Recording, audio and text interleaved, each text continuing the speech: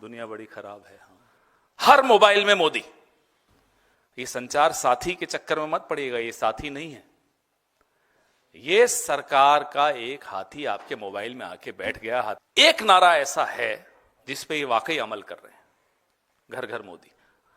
दुनिया बड़ी खराब है। हाँ, तो दो जासूस हैं अभी। 2014 के चुनाव में इन्हीं दोनों जासूसों ने एक नारा दिया था, घर घर मोदी।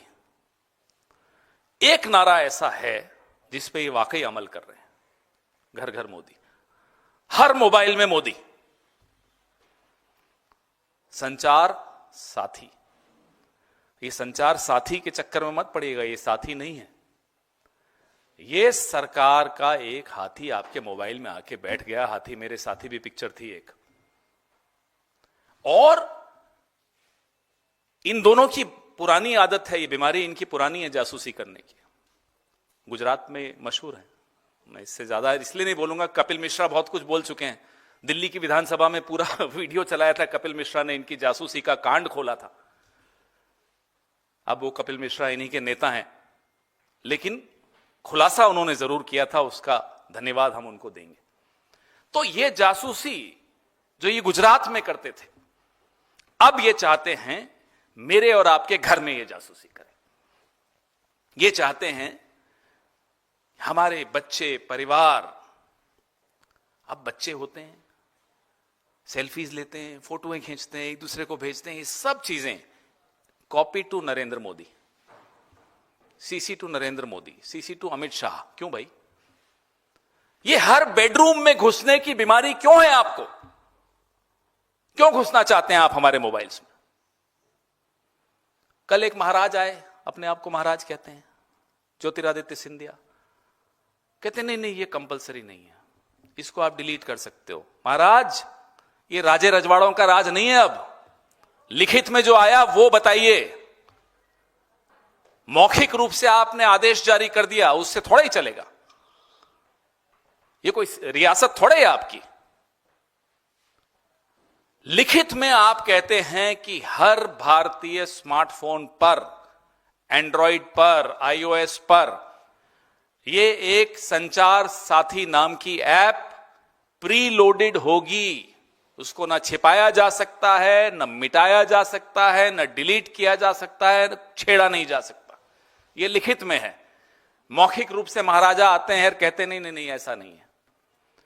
वैसे इस पार्टी में ये बीमारी है, ये भारतीय जासूस पार्टी में बीमारी ये है कि ये कहते कुछ हैं, लिखते कुछ हैं और करते कुछ और हैं। सोचते हैं या नहीं, अभी इस पर आरोप इन पर ज्यादा गंभीर लगे नहीं है सोचने के, शायद नहीं भी सोचते हो। लेकिन जो हमारी आपकी बात ये सुरक्षा की कर रहे हैं, सेफ्टी एक बहाना है, प्राइवेसी पर निशाना है। ये असलियत है इस ऐप की, जो प्री इंस्टॉल करना दूरसंचार विभाग ने मैंडेटरी कर दिया है, कंपलसरी कर दिया। अभी तक लिखित रूप से ये ऑर्डर विड्रॉ नहीं हुआ है। कल दोपहर को महाराजा ने जब ये बयान दिया, फरमान जारी किया, उसके बाद मेरे भी मोबाइल पे आया, आपके मोबाइल पे भी आया होगा। लिंक पे करिए और संचार साथी बनाइए। तो आपने क्या खाना ऑर्डर किया, आपने बैंक में कब क्या पैसे विड्रॉ किए, किसको पैसे दिए, किससे लिए, सब कुछ, कौन से फोटोज खींचे, सिग्नल पे, टेलीग्राम पे, व्हाट्सएप पे, मेल पे क्या मैसेजेस आपने भेजे, सब चीज की एक कॉपी दो जासूस अपने पास मंगवाएंगे। क्या करेंगे इस कॉपी का? जरा पूछिए ना इनसे, इनकी रुचि क्या है हमारी निजी जिंदगी में। कल मैं देख रहा था सोशल मीडिया पे, अरे गूगल को तो दे देते हैं आप सारी जानकारी। अरे तो गूगल मेरी सरकार है क्या? गूगल क्या मुझे अरेस्ट कर सकता है? गूगल क्या उस जानकारी का दुरुपयोग करके मुझे ब्लैकमेल कर सकता है? क्या गूगल जो भीमा कोरेगांव में हुआ, ऐसी ही किसी ऐप के जरिए लैपटॉप में कुछ एविडेंस घुसा दिया इन लोगों ने और उनको जेल में डाल दिया, क्या गूगल ये कर सकता है? गूगल के खिलाफ मेरे पास कानूनी रास्ता है, मेरी अपनी सरकार के खिलाफ मेरे पास क्या है कानूनी रास्ता? जो वीआईपीज हैं, महत्वपूर्ण लोग हैं, पॉलिटिकल लोग हैं, पत्रकार हैं, जजेस हैं, बिजनेसमैन हैं, अपनी ही पार्टी के भीतर के जो इनके प्रतिद्वंदी हैं, उन सब के लिए पेगासस, आम आदमी के लिए संचार साथी। मकसद एक ही है। जो पेगासस का मतलब था, पेगासस गैर कानूनी रूप से पिछले दरवाजे से आपकी जिंदगी में घुस रहा था, संचार साथी सामने के दरवाजे से कानूनी जामा ओढ़कर आपकी मोबाइल्स में घुस रहा है, आपके बेडरूम में घुस रहा है, आपके किचन में घुस रहा है, आपके घरों में घुस रहा है, आपकी जिंदगी में घुस रहा है। इलेक्टोरल बॉन्ड की जानकारी निजता का हनन है साहब, वो नहीं मिलेगी आपको। पीएम केयर फंड में कितना पैसा किस कंपनी से आया, यह जानकारी आपको नहीं दी जाएगी, निजता का हनन है। प्रधानमंत्री की डिग्री, आज तक कोर्ट में केस लड़ा जा रहा है, निजता का हनन है। डिग्री तक नहीं सार्वजनिक की जाती जिस देश में, वैसे बड़ा अजीब हो गया है यह देश। जो पढ़ा लिखा है वो तो पप्पू, और जिसकी डिग्री तक पे सवालिया निशान है वो विश्वगुरु। तो विश्वगुरु की डिग्री मांग लेना निजता का हनन है, लेकिन हमारे आपके मोबाइल में घुसकर हमारी जिंदगी की तमाम जानकारी ले जाना उनका हक है। बताइए ये किस तरह की डेमोक्रेसी है? इसीलिए इस प्रेस वार्ता को मैंने नाम यही दिया कि ऐसी तैसी प्रिवेसी। ये क्या है? ये डेमोक्रेसी कहां है? ये डेमोक्रेसी। हम सरकार से सवाल नहीं पूछ सकते। हम सरकार से राइट टू इंफॉर्मेशन में उन्होंने सेक्शन 8 में जो तब्दीलियां कर दी, राइट टू इंफॉर्मेशन तबाह कर दिया इन्होंने। और इस सरकार जिसके पास हमारा आपके जितनी इंफॉर्मेशन, जितना डेटा, जितने आंकड़े हैं वो सुरक्षित नहीं है, इसका सबूत ये सरकार कई बार दे चुकी है।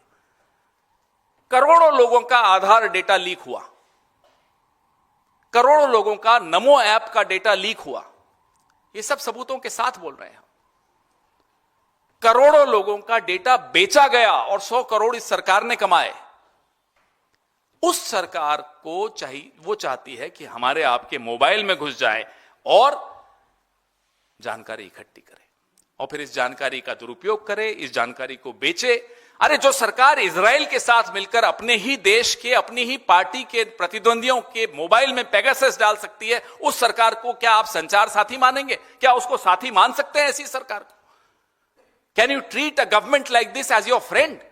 अ government which collaborates with Israel and brings Pegasus in our mobiles. What Pegasus was to the VIPs of this country, Sanchar Sathi is to the common man of this country. The objective is the same. The objective is to get into your mobiles, to get into your bedrooms, to get into your lives, to ensure that your teenage daughters, sons, their mobiles, their selfies, their photographs, their information, everything becomes public, everything goes to the... And the two of them have a recorded history of spying on ordinary citizens. कोई पहली बार नहीं कर रहे हैं, ये कई बार कर चुके हैं। 240 सीटों में यह हाल है।